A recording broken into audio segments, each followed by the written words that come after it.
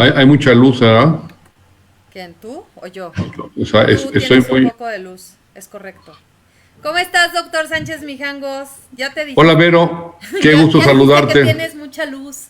Siempre has tenido mucha luz para todos. Sí, y ahora con eso que se refleja, pues es un poco más, ¿Cómo has ¿verdad? estado, doctor Sánchez Mijangos? Me da mucho gusto verte aquí conectada. Bienvenido a mi canal de Soy con Diabetes.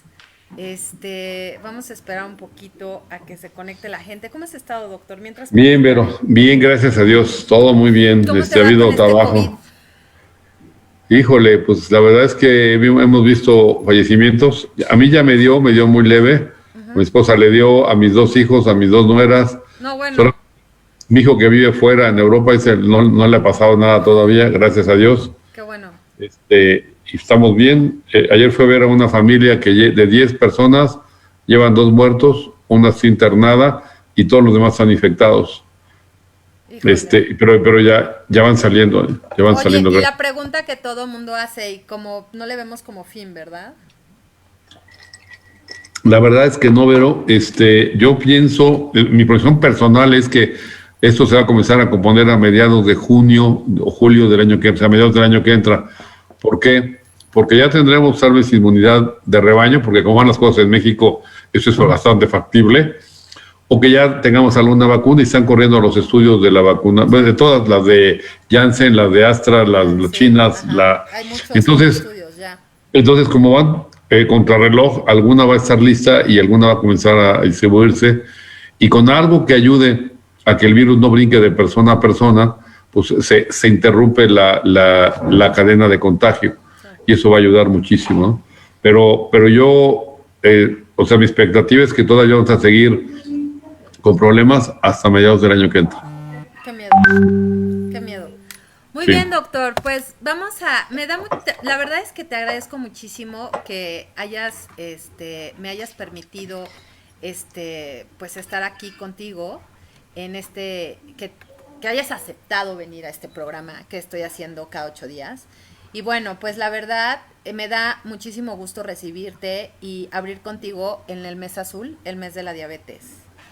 Entonces, pues aquí quiero presentarles al doctor Sánchez Mijangos, lo cual para mí es un honor porque él fue es expresidente de la Federación Mexicana de Diabetes, ha escrito algunos libros y bueno, pues él es fundador y director de la Clínica Omega Diabetes, donde pues yo también laboro, gracias. Y ahí nos dedicamos también a la investigación y nuestro foco principal pues es atender a los pacientes con diabetes, ya que el doctor si me lo permites, en tu familia hubo problemas de diabetes desde que tú eras chico y de ahí como que fue tu foco y dijiste voy a ayudar a todas las personas que quieran atender su diabetes. Entonces, pues gracias doctor por estar aquí con nosotros y creo que alguien que nos puede decir desde cuándo la diabetes es un problema en México eres tú. Cuéntanos de eso. Gracias, Vero. Gracias. La verdad es que quisiera retomar el asunto de por qué vivo en la diabetes. Y es porque la única imagen de mi abuelo paterno es de un señor, según yo, bien parecido. Yo tenía como 6, 5 años, 7 años en ese rango de edad. Estaba en una silla de ruedas, lo estaban acicalando un poco.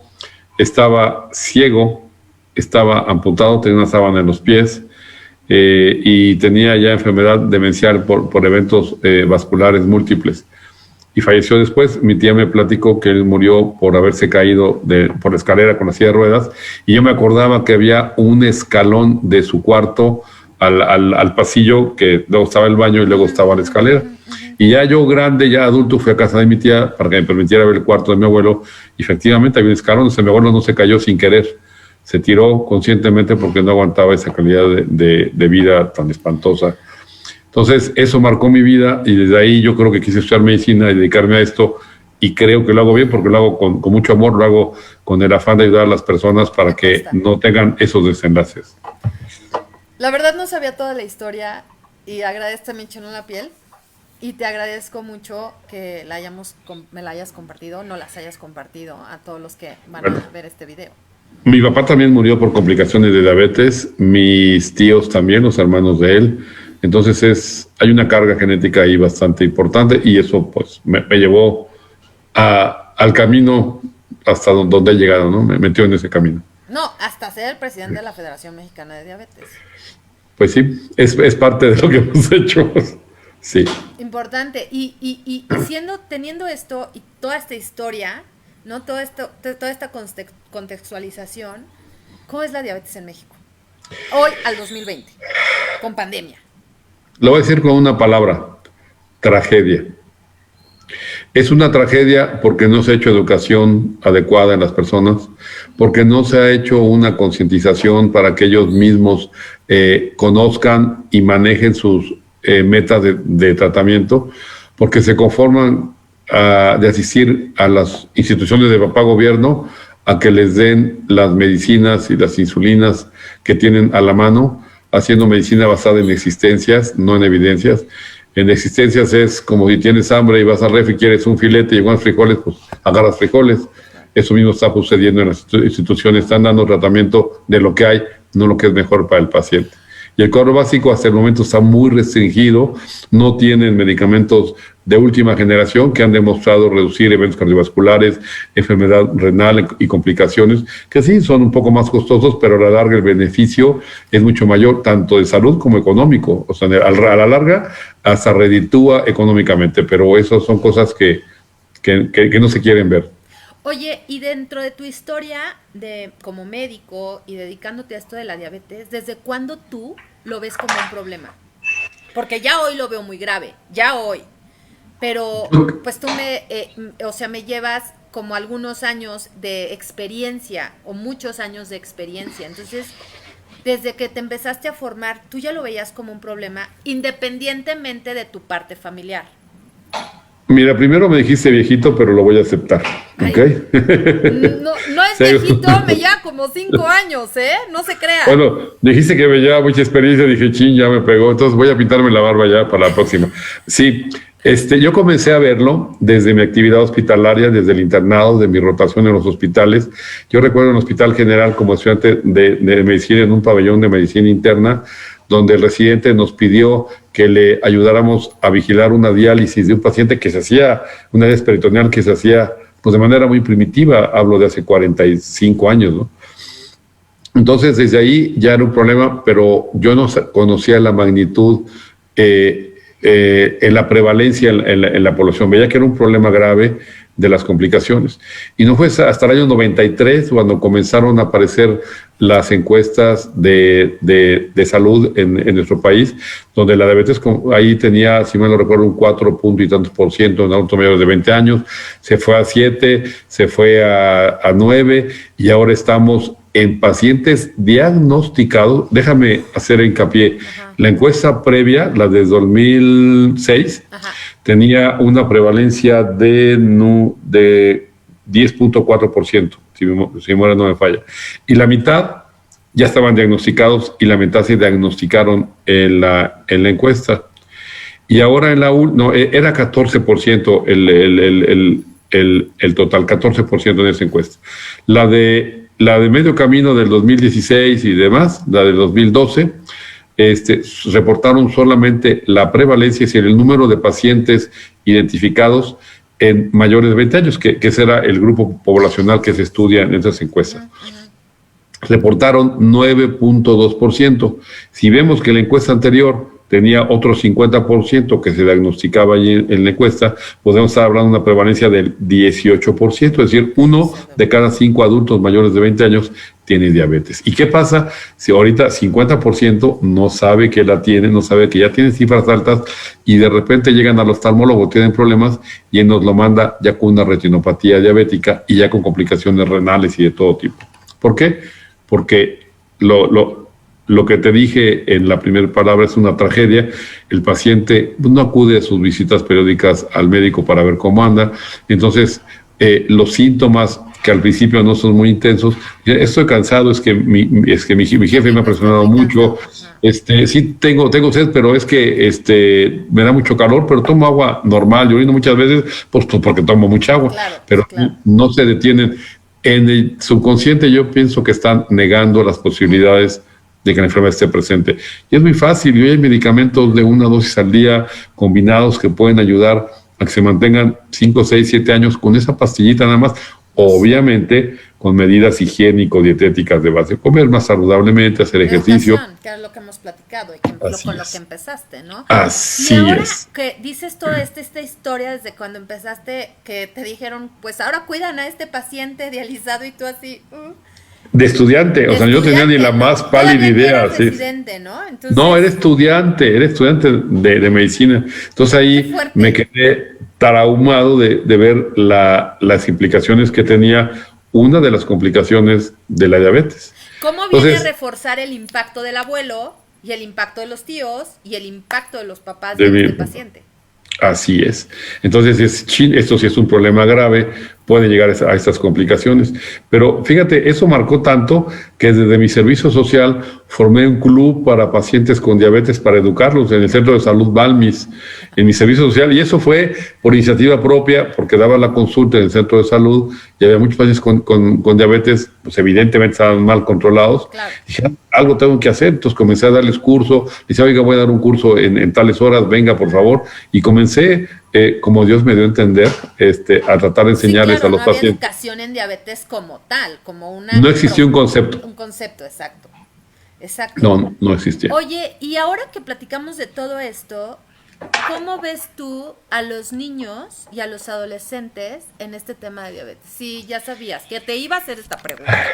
Mira, Vero, estamos muy preocupados porque la genética del mexicano pues nos lleva a mayores posibilidades de tener diabetes. Y aparte, cuando yo estaba pequeño, hace muchos años, podía salir a jugar el mes pasado casi, podía salir a jugar a la calle. De hecho, salía, andábamos en bicicleta, jugábamos a los quemados, carritos, bote pateado, etcétera.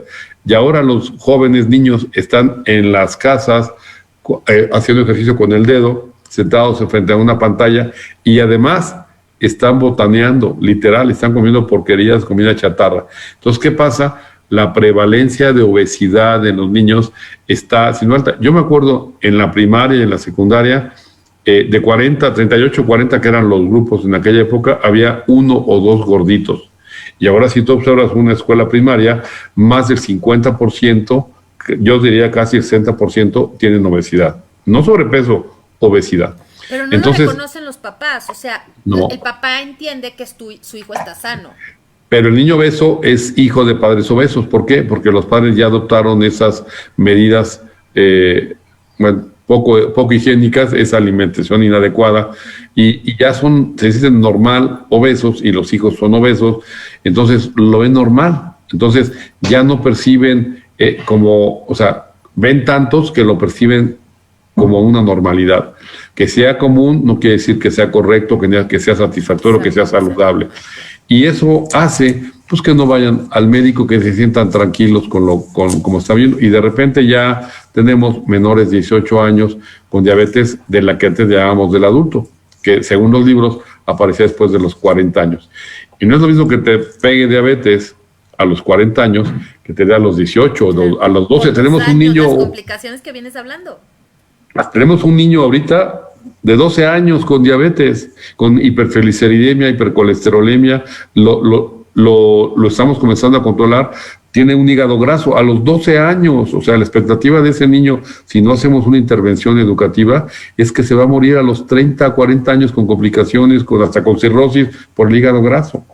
O sea, entonces, a ver, quiero entenderte, entonces, como que quiero subrayar, o quisiera subrayar, esta parte en la de papás, alerta, foco rojo, atención, si tu hijo, o sea, trae un peso de más, si tú lo crees que es normal, no es cierto, revísalo, chécalo, puede ser diabetes, puede ser los triglicéridos altos, las grasas altas, que van a ocasionar un hígado graso. El hecho de que un niño o adolescente debute con diabetes tipo 2 a los 12 años, a los 13 o a los 14, si no es intervenido prudentemente y en el tiempo correcto, su expectativa de vida es a los 30. Así es. Mira, te voy a platicar el caso de un paciente que tuvimos, que es el esposo de la señora que nos hace el aseo en la clínica. Ella los conocí como pacientes. Su esposo debutó a los 28 años, murió a los 42. Murió a los 42 años. ¿Por qué? Porque tuvo obesidad durante mucho tiempo y cuando desarrolló diabetes pues no hizo mucho caso y murió por insuficiencia renal crónica y con ceguera hace un par de años, a los 40 y tantos años. ¿Cómo es que es tu paciente y pasa esto? ¿Qué le pasa al paciente? ¿Qué onda con esos pacientes? Fíjate con que nosotros de pacientes. Mira, en el tiempo que tuve el privilegio, porque también fue un privilegio ser el presidente médico de la Federación Mexicana de Diabetes, tuvimos muchas reuniones de trabajo y en una de ellas salió a discusión el por qué los pacientes con diabetes, muchos de ellos eran tan indiferentes a la enfermedad. Y eso viene a colación porque hay un proyecto educativo donde al paciente se le da educación en diabetes, se le dan manuales, se le da un curso, se le hacen evaluación de glucosa, colesterol, triglicéridos, hemoglobina glucosilada antes, a los 3 meses y a los 6 meses, y se le hace la intervención educativa. Y la idea de la IDF, de la International Diabetes Federation, es que se demuestre que la intervención educativa va a tener un peso importante en el mejor control, en alcanzar las metas y mantenerlas. Lo dice Jocelyn, ¿no? Eso lo dice Jocelyn. Así es, así es. El principal herramienta es la educación y el doctor Jocelyn desde el siglo pasado había pregonado ese concepto que es básico. Pero ¿qué crees? Tenemos, tenemos en la federación, porque sigo siendo parte de la federación, Sí.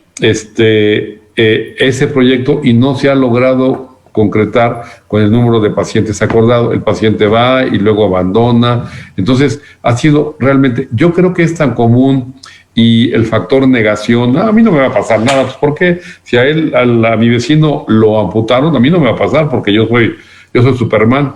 Yo creo que hay un concepto ahí de disociación de la realidad para esconderse, para jugar al avestruz con la cabeza escondida y a mí no me va a pasar nada. Yo creo que hay un fondo educativo. Por eso se requieren campañas de educación desde la primaria, donde el niño se le enseña a cómo comer, a tomar agua pura, agua natural, en lugar de aguas endulzadas, de aguas carbonatadas y demás. Y si bien es cierto que el impuesto en teoría podría haber ayudado a bajar el consumo, la realidad a largo plazo es que la gente sigue consumiendo refrescos. Si se tomara uno de vez en cuando no pasa nada, pero como base de hidratación todo el día, sí. Exactamente. Entonces, por ejemplo, los niños van a la escuela con un Gatorade, y perdón que diga la marca comercial. Puedes decir lo que quieras. Bueno, entonces esa cochinada está diseñada para un individuo que mide 2 metros, que pesa 100 kilos. Y juega fútbol americano. Que está 4 horas a rayos del sol en la Florida sudando. Pues sí, pero un individuo como yo, que hago a veces en la semana 3 o 4 veces o 2 ejercicio en la mañana, y me escurre tantito sol, imagínate que yo me hidratara con eso, con esa cantidad de azúcar. Sí. Entonces, un niño que juega media hora en la escuela, en el recreo, pues suda un poquito y le dan su Gatorade para que se rehidrate y la cantidad de calorías que va a recuperar son mayores a las que quemó, entonces le estás generando obesidad. Entonces son conceptos que perdón que te interrumpa, o el que sale de correr 5 kilómetros del parque o del bosque de Tlalpan y sale y se compra un jugo de 1 litro. Es como lo mismo. Así es. Bueno, hay jugos verdes que no son tan pecaminosos, pero por ejemplo, una naranja tiene 20 gramos. Naranja, que es el clásico. Exacto. Pues sí, nada más déjame para nuestros amigos que nos están escuchando, una naranja tiene 20 gramos de fructosa y para un jugo de tamaño normal, de un vaso normal, se usan 4 o 5, entonces estamos hablando de 80 o 100 gramos de azúcar, de carbohidratos, ahí, pero se lo toman de a litro. Entonces, ¿así? O sea, se beben el azúcar del día y más de la que quemaron en el ejercicio en el jugo de naranja. Entonces, eso es educación. Diosito nos puso la naranja para comernos los gajos que tienen fibra y demás, no para sacarle el concentrado de jugo que es fructosa y bebérnoslo. O sea, esas son estupideces, perdón que lo diga de esa manera, de la vida moderna, ¿no? Claro, son como enseñanzas que no vienen al caso. Y entonces el Gatorade, o yo también puedo decir el Boing, o las agüitas estas endulzadas, que cuando lees la etiqueta es mucho azúcar. Así es. Pero ¿qué pasa? En condiciones normales, cuando el páncreas funciona bien, tú te tomas un alimento, una bebida rica en carbohidratos, que de verdad son carbohidratos simples, se absorben rápido, suben a tu torrente sanguíneo rápidamente, y si tus células beta están al tiro, está bien, libera mucha insulina, entonces hace una excursión rápida y una bajada rápida. Entonces vuelves a tener el deseo por consumir ese alimento rico en carbohidratos. Claro, claro. ¿Qué sucede? Entonces te enganchas para estarlo consumiendo. Entonces yo recuerdo en un congreso de gastroenterología estaban presentando los datos de un yogur, y yo con todo el colmillo y las ganas de confrontar a los de Danone, le digo, está estupendo tu producto, los probióticos, y era un foro como de 150 personas, entonces le digo, bueno, es maravilloso, pero no entiendo por qué lo echas a perder 130 mililitros de un yogur, que es tan bueno, que le pongas 36 gramos de azúcar. Entonces la nutrióloga le arrebató el micrófono al doctor Valdovinos, que lo conozco perfectamente bien. Valdovinos hasta se espantó, y la nutrióloga enojada dice, doctor, pero así temblando de coraje, pero es que tenemos una presentación light. Yo con toda la calma y toda la del mundo le digo, sí, pero tú y tu compañía promueven el normal y no el light, entonces quita el alto de carbohidratos y promueve el light y todo el mundo está contento, pero ¿por qué envenenas a la gente con 36 gramos de azúcar en base de 130?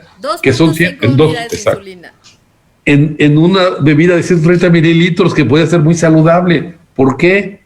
Entonces estaba temblando de coraje porque la confronté delante de la comunidad médica. Era un congreso de gastro donde fuimos a hablar los internistas de las complicaciones gastrointestinales de la diabetes en un simposio múltiple gastro y medicina interna.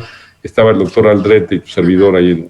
Entonces, bueno, el punto, exacto, lo conozco perfecto a Jorgito. El punto es, la industria alimentaria no le ha importado agregarle exceso de carbohidratos a los alimentos. Y ahora son carbohidratos simples. ¿Para qué? Para que te enganches con el sabor. Y te voy a platicar una anécdota, te voy a platicar.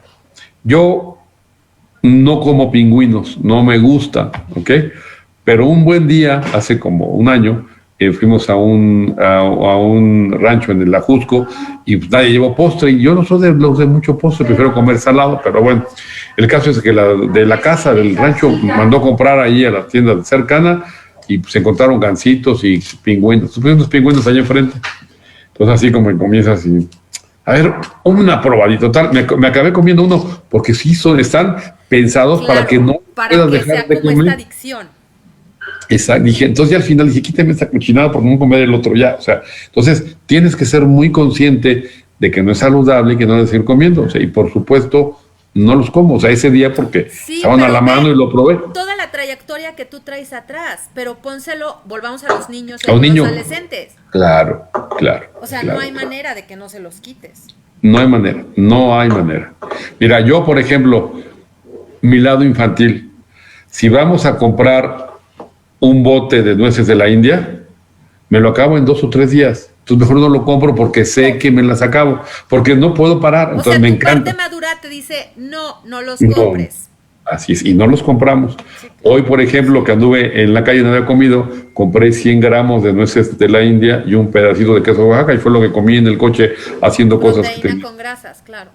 Así es, pero no comí carbohidratos. Sí. Entonces, digo, pensando en esa urgencia, ¿no? Que hacemos ahorita. Exacto. Oye, tengo aquí algunos saludos. Te manda a saludar Mónica Gómez, creo que te acuerdas de ella, una paciente. Sí, claro que sí, claro que sí. Una complicación, siempre muy, hola, qué gustazo. Hola. Isaías Vitela, un gusto, bien por su plática. Manuel Oro, doctor Sánchez, qué gusto verle, saludos. Alberto Hernández, eso es real. Ahora, hasta raro es el niño flaco, por decirlo de alguna manera. Eso también es cierto. O sea, son los desnutridos, los que no comen, ¿no? Ahora somos los feos, los niños flacos.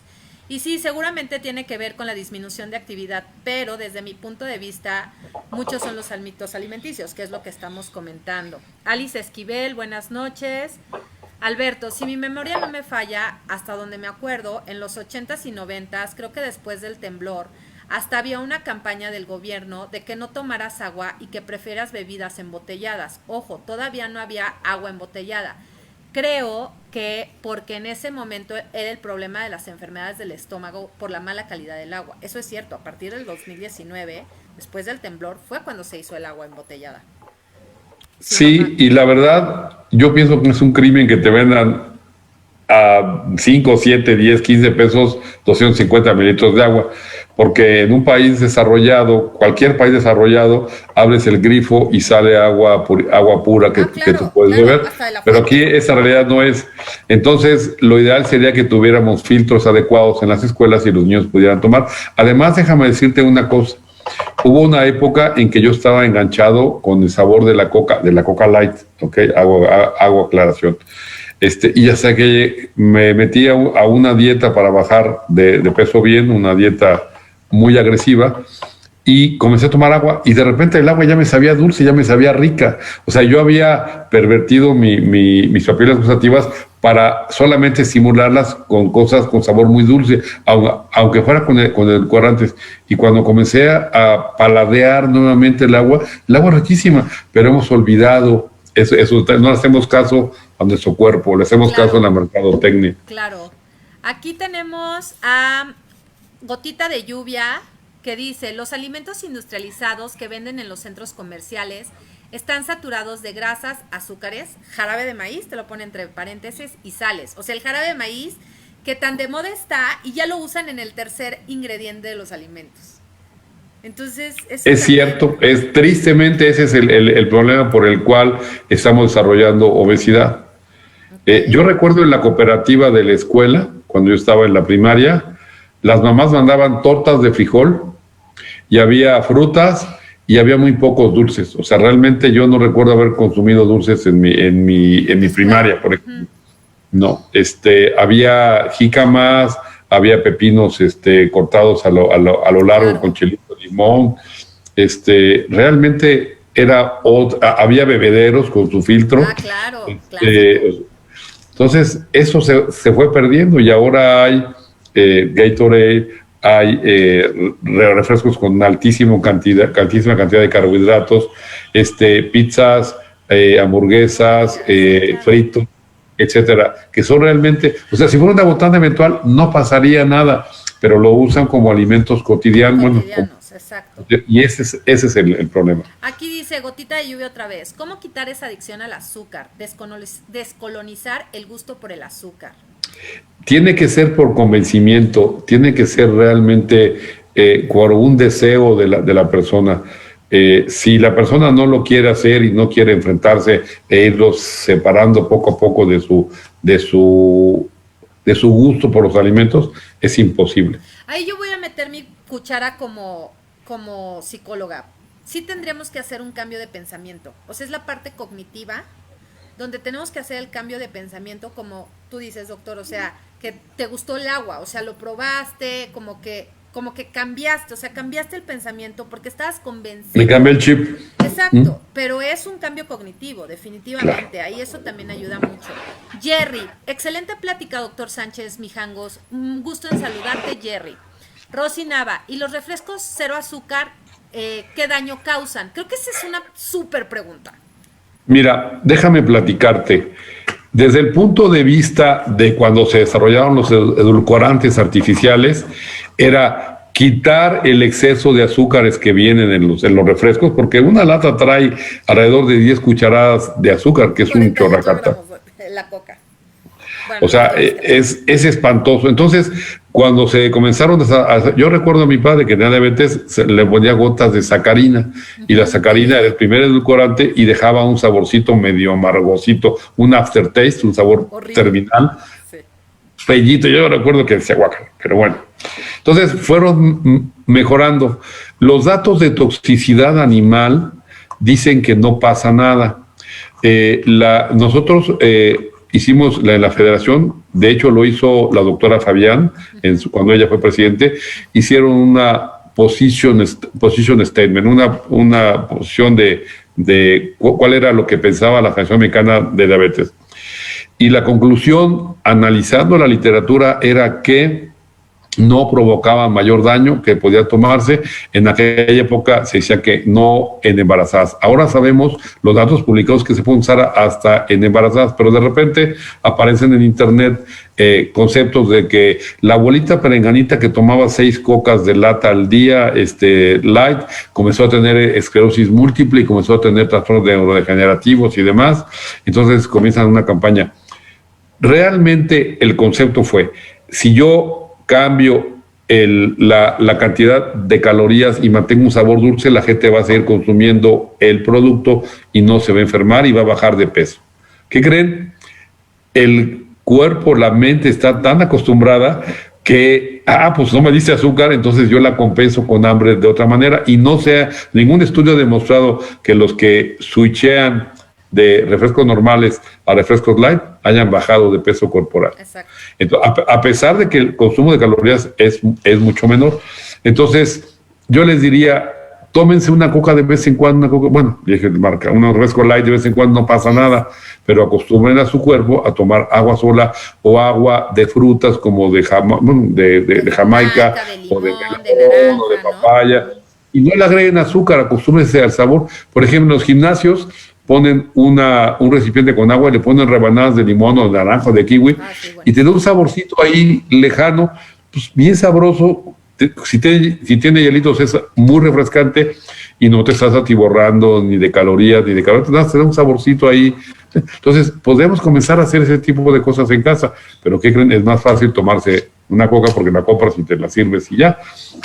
No tienes que filtrar el agua y partículas. Y creo que volviendo al tema que tocaste en un principio, otra vez la educación, ¿no? Nosotros como mexicanos, y digo nosotros porque pues también me toca, ¿no? A mí me ponen una gelatina, ¿verdad, doctor? Y así como otra, y otra, y otra. Una gelatina de mamey de leche, sí, yo sé de esa historia. Entonces, pero es que ese es nuestro tema, creo que nuestro tema son las porciones. Tú acabas de decir, ok, tómate una coca de vez en cuando, una coca light, está bien. Pero es que voy por la coca para la comida. Y entonces ahí es donde perdemos, ¿no? Entonces, creo que las porciones, como tú bien dices, ¿no? Luego dice Huch, Walter, Eduardo, Doc, saludos, me da gusto verte también. Buen amigo. Hernández te pregunta, ¿y sirve de algo el nuevo etiquetado? Mira, ese etiquetado se desarrolló en Chile, y eso sí me tocó vivirlo en la Federación Mexicana como presidente médico. Me tocó contigo. Pues tú estabas ahí metida en el asunto. Aquí en México fue impulsado por nuestro amigo, híjole, se fue el nombre ahorita recuerdo el nombre, pero fue, digamos, metido en cuña. Yo me di a la tarea de hablar con expertos chilenos, porque estuve en varias reuniones en Canifarma, en Canacinta y demás, porque los industriales de la industria de alimentos estaban muy preocupados por los cambios que tenían que hacer en sus sistemas de producción y el costo del etiquetado, de modificar todo y demás. Entonces, pues pidieron opiniones, asesorías, simposios y demás. Y hubo uno en Canacintra donde invitaron al experto chileno que había implementado. Entonces me esperé al final de la reunión y dije, a ver, explícame cuáles fueron los beneficios del etiquetado igualito que el que tenemos ahora, porque es una copia del etiquetado chileno. Igualito. Y le digo, a ver, explícame cuál fue la realidad. Dice, la realidad es que bajó el consumo unos meses y después siguió igual, porque la gente no lo lee. Incluso pasaron un meme de una abuelita con una caja de galletas. Le dice, a ver, abuelita, mira, tiene muchas calorías. Me vale, decía la abuelita muy enojada. Entonces, pues, así es. O sea, si te insertan una etiqueta que te va a espantar en un principio, pues lo compras, ves que no te pasó nada. En ese momento, pues, no le haces caso. Es como hicieron con los cigarros, ¿no? Así les pusieron como la etiqueta de aborto, muerte, enfisema pulmonar y te ponen la enfermedad. Y en un tiempo funcionó, pero mi cuñada que fuma como chacuaco sigue fumando como chacuaco y le hizo lo que Benito Juárez. Entonces, si no hay educación y las personas no toman la decisión de cambiar sus hábitos para estar mejor, no hay manera de salvar esto. Incluso en la federación el concepto es no hay alimentos inadecuados, hay porciones inadecuadas, hay mezclas inadecuadas. Entonces, hay que aprender a comer. O sea, si tienes diabetes y un día es tu cumpleaños y te dan un pastelito, pues cómete una cucharada del pastelito y se acabó. No te exacto. O pedir no te comas y lo compartimos entre todos, ¿no? Eso es como algo que he aprendido Así es. Así es. Y si ese día comiste pastel, pues ya no comas frijoles, no comas tortillas, no comas arroz, no comas pan. Entonces, hay maneras de hacerlo, pero el chiste es educar. Exacto. Entonces, si no partimos desde la educación, pero no nomás del paciente con diabetes, sino desde el niño en las escuelas, para que él sea un agente de cambio en su casa, vamos a seguir viendo cómo la prevalencia de estas enfermedades seguirá aumentando. Y no va a haber manera de detenerlo. México es el país que tiene mayor número de pacientes en diálisis peritoneal en el planeta por diabetes. El país número 1. O sea, volvemos al tema de la palabra de moda es pandemia. Exactamente. Y en el sexenio pasado se emitió una alerta epidemiológica. El doctor Narro la publicó. Decía que la diabetes es un gran problema en ese momento y que tenemos que implementar medidas de detección y de educación para detener a esta pandemia. Y no se está haciendo todavía. Y ahora aparentemente van a meter nuevos medicamentos de última generación a los cuadros básicos. Aparentemente es el rumor que se escucha, pero realmente si no se hace educación, pues van a servir de poco. En muy pocos pacientes vamos a lograr las metas de tratamiento.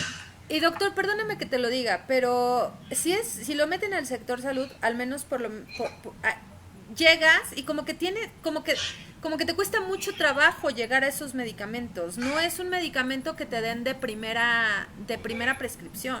Ahorita no, los inhibidores de la DPP-4 se usan, por ejemplo, en el ISSSTE por los médicos de un sistema que se llama, creo que MIDE, y solamente ellos están capacitados en algunas unidades para prescribirlos. O sea, no y es han preferido que se caduquen en los almacenes antes de que los médicos de primer contacto los utilicen. O sea, de ese nivel. Incluso hace 2 años me contrataron para darles cursos a los médicos de cómo cambiar de sitagliptina a vildagliptina, porque había en el almacén y se iba a caducar, y como no sabían cómo cambiar, pues entonces fuimos a darles cursos. Sí, desgraciadamente sí. Y son medicamentos de alto costo, pero de alta eficacia también. Entonces es una tragedia que no se logre que funcione. Es como tener una mina de oro, pero tenerla guardada y no sirve para nada. No genera valor. Exacto. No genera salud, no genera beneficio, ¿no? Tenemos a Chuyita de la Cruz que dice: excelente plática, doctor, saludos desde Tijuana. Manuel Oro te comenta: doctor Sánchez, tuve COVID y se me descontroló la glucemia, estoy preocupado. Cristian Rojas, agregando el comentario de Gotita de Lluvia, si me permiten agregar, por ejemplo, los alimentos bajos en grasa, que dicen 0 grasa, son bajos en grasa, son de los peores, debido que al quitar la grasa de estos alimentos se vuelven desabridos, para la cual la industria lo compensa agregando cantidades altas de azúcar para compensar su sabor. Y estos alimentos tienen un gran efecto en la salud de las personas. Jerry, una pregunta: ¿de qué depende que a algunos pacientes con diabetes les afecte más la vista y a otros el tener pie diabético? Esa pregunta es interesante. Las complicaciones del pie diabético y la retinopatía y la nefropatía caminan prácticamente de manera paralela. Cuando un paciente ya tiene cambios en la retina, ya tiene retinopatía, ya seguro tiene un grado de nefropatía, ya pierde proteínas, ya el porcentaje de filtración de la riñón, la tasa de filtración ya está disminuida, aunque tal vez no a un nivel crítico, y ya tiene cambios en la circulación en los pies. Caminan paralelamente. Entonces es cuestión de diagnosticarlas y de atenderlas. Realmente es una tragedia que lleguen pacientes enviados por el oftalmólogo porque tienen retinopatía. Sin embargo, hay otra alteración ocular importante, que es la catarata. La catarata es el que el lente intraocular es una como lunetita transparente, se va haciendo opaca. Y cuando se descontrola, en periodos de descontrol, cuando tienen cifras muy elevadas, la glucosa se le pega y la opaca más, y además hace que su capacidad de acomodarse sea inadecuada, entonces no pueden enfocar bien, entonces se altera la visión. Cuando se controla al paciente hay que esperar 3 meses para ver en qué estado queda, y eso es algo, digamos, agudo y no tan complicado. Cuando el problema oftalmológico es glaucoma, o es la retinopatía, o es la degeneración macular, estamos ante un problema mucho más grave y de más difícil manejo. Yo quisiera mandarle un saludo a Chuyita de la Cruz, que es una querida amiga, esposa de un también queridísimo amigo, el doctor Graciano López, amigos que hemos convivido en Tijuana y nos seguimos viendo con mucho cariño que todas las veces que es posible. Muy pendiente de ti, de nuestra plática. Le deseo una muy pronta recuperación, acaba de ser sometido a una cirugía y le mando un beso con mucho cariño. Y Manuel Oro es amigo mío, su hermano mayor es de mi edad y crecimos en la misma calle, somos amigos, su familia y mi familia nos queríamos mucho, hace tiempo que no nos vemos, pero le mando un fuerte abrazo y estoy a sus órdenes, Manuel, si quieres que te atienda, estoy a tus órdenes con muchísimo gusto. Rosy Nava dice, ¿el complejo B inyectado con qué periodo se puede poner? Híjole, creo que va a depender del paciente, ¿no? También. Sí, en términos generales, del paciente que el diabetes tipo 2 que tiene metformina tiene una reducción en la absorción de vitamina B12, bueno, en general las vitaminas del complejo B. Entonces, me invitaron a un grupo de expertos y la conclusión fue que para América Latina una inyección de 100 de B1, 100 de B12, 100 de B1, 100 de B6 y 100 microgramos de B12 cada semana durante 4 o 5 dosis es adecuado, y luego una cada mes para mantener los requerimientos de vitamina B y reducir la neuropatía y el estado carencial que puede aparecer. Wow. Y dice Gotita de Lluvia, hace falta en el IMSS y en el ISSSTE educadores en diabetes, aunque no lo crean, sí creo que hay, pero... En todo México hacen falta. Yo soy educador en diabetes también. Sí, aquí. Luego Rosy Nava otra vez, en el IMSS siguen con glibenclamida, justo es lo que te estoy diciendo, o sea, tu primer contacto, el médico, el primer contacto es lo que te da, más metformina. O sea, no llegas a estos medicamentos que tú estás comentando y se caducan. Qué triste esta noticia. Entonces, pues, eso es algo que hemos visto hoy. Y bueno, doctor, cuéntanos ya como para cerrar, ¿cómo ayudas tú a la gente que vive con diabetes? ¿Cómo o sea, toda la gente que va a ver aquí, a ver, Carolina Guerrero dice, ¿cómo puedo saber si un niño adulto vive con diabetes? ¿Cómo lo podemos contactar? ¿Dan cursos a pacientes? Muchas gracias y saludos. Como para ir cerrando, es justo lo que te iba a preguntar. Mira, nosotros estamos muy comprometidos y ahorita estamos muy preocupados por la alta prevalencia en diabetes tipo 2 en niños. El problema es hay que identificarlos. Como tienen cifras elevadas que no llegan a los 240 miligramos, no tienen mucha sed, no orinan mucho, ni están consumiendo, no están perdiendo peso. Entonces hay que salir a buscarlos. ¿Quiénes pueden tener diabetes tipo 2? Los que tienen exceso de peso desde pequeños, que tienen vida sedentaria, los que son hijos o nietos de personas o hermanos de pacientes con diabetes y que tienen acantosis nigricans. Es esa marca oscura en el cuello, una raya que parece mugre, y luego las mamás hasta se las tallan así, o en los nudillos, en las axilas, en los codos, en las rodillas, y a veces hasta en la región pretibial, o sea, en la espinilla. A ellos hay que hacerles una prueba de glucosa. Si sale arriba de 126 en ayunas, tienen diabetes. Se hacen 2 pruebas cuando sale, pero salen 200, pues ya sabes que sí tiene diabetes. Claro. O una glucosa postprandial, una glucosa cualquier momento después de la comida arriba de 200, hace el diagnóstico de diabetes. De hecho, ahorita tenemos planes de apoyo en un par de estudios a menores de 18 años con diabetes tipo 2. Entonces, si tienen algún familiar, algún sobrino, algún hijo, algún nieto que crea que pueda tener diabetes, llévenlo, con mucho gusto lo valoramos en la clínica, la doctora Guerrero o servidor los podemos ver, le hacemos una mención de glucosa, si tiene datos, le hacemos una hemoglobina glucosilada que si está arriba de 6.5% nos hace el diagnóstico de diabetes. Iniciamos tratamiento y manejo educacional, porque esa es la parte más importante. Acaba de llegar una familia con un muchacho de 15 años con obesidad, pero sin diabetes, y el hermanito de 12 años tiene hígado graso, tenía 280 de glucosa, el papá tenía diabetes, entonces ya lo sentamos a educación para que sepan cómo comer, simple y sencillamente, y ya después, si quiere, lo podemos meter a un estudio para tener tratamiento gratis y demás, pero lo estamos identificando, yo pienso que a tiempo, para controlarlo y cambiar los hábitos desde ahorita, desde los 12 años. Imagínense a los 12 años con 300, con 280 de glucosa, con hígado graso. O sea. Dice Alice Esquivel, ¿dónde podemos consultar al Doc Sánchez? Y misma Alice dice, 106 de glucosa está dentro de lo normal. Están comentando aquí que te pueden encontrar en www.clinicaomega.com.mx.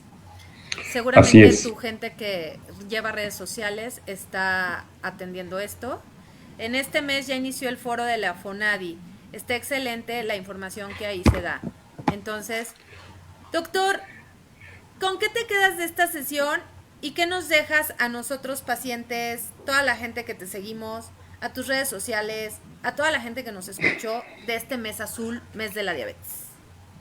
Bueno, me quedo con que suban sus antenitas y que se pongan las pilas para leer y aprender sobre diabetes.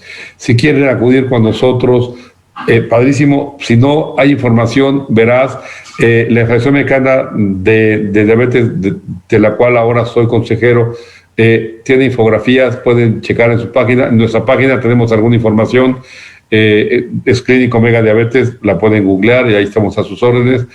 Pero la idea es educarse. La educación es sembrar la mejor de las semillas en salud, en capacidades, en habilidades, en civismo, en muchas cosas. O sea, educarse en todos los ámbitos es muy importante. Y cuando se tiene una enfermedad crónica como esta, es vital. Imagínense ese paciente que les comentaba que a los 28 años debutó con diabetes. Si él no hubiera aprendido cómo comer, cómo culturas y demás, estaría vivo disfrutando de su hija. Dejó una hija de 10 años y su esposa se la está viendo negras para sacarla adelante. Entonces, y eso yo lo vivo diario porque es la señora que nos hace el aseo en la clínica. Entonces, hay mucho por hacer. Realmente a mí me quiebra, me rompe el corazón ver que llega un paciente con un hueso salido porque tiene una úlcera, o sea, dices, ¿cómo es posible que hayan llegado a este nivel ya prácticamente ciegos? Con nuestro oftalmólogo, el doctor Barragán, nos comenta que la paciente le dijo, tiene que hacerse una cirugía, urge láser, y se pierden 1 año y medio y luego llegan ya nomás para contar dedos así, con la vista casi perdida. Y dices, no puede ser, o sea, hay una gran desinformación. Entonces hay que hacer conciencia, hay que educarse y en lo que les podamos ayudar estamos a sus órdenes. Ahorita estamos muy enfocados a menores de 18 años que puedan tener diabetes y todos los que crean, vayan con nosotros, saquen una cita, les damos una consulta gratis, le hacemos las mediciones si tienen factores de riesgo. Encantados de la vida, ojalá podamos cambiar esas aquí vidas. Ya te dicen que te van a venir a dar lata, ¿eh? Alice Esquivel dice, gracias Doc, que tenga por seguro que le voy a ir a dar lata. O sea que con muchísimo gusto, estamos para servirles. Vamos a tener muchas vistas, entonces vamos a poner lo de la Clínica Mega para que también la gente lo pueda seguir y sepa dónde encontrarte. Y bueno, pues si bien no se festeja el mes de la diabetes, yo creo que es un mes para tomar conciencia y hoy hicimos eso contigo. Doctor, yo te agradezco muchísimo la atención que has tenido en atender esta entrevista y bueno, pues de todos modos nos estamos viendo y pues a seguir tratando de cambiar a esta comunidad que vive con diabetes, ¿no? A seguir educándola. Así es. Un abrazo a todos, a Jerry, a Chuyita, a Manuel, a todos mis amigos que están por ahí, que no los he visto, a Eduardo, en fin, a todos les mando un abrazo, cuentan conmigo, con mi corazón. Adiós, comprometido doctor. en que Exacto. No sufran por la diabetes. Muchas gracias, bye. Doctor. Nos vemos pronto. Gracias, Vero. Gracias, un placer. Doctor. Bye. Bye. Espérame.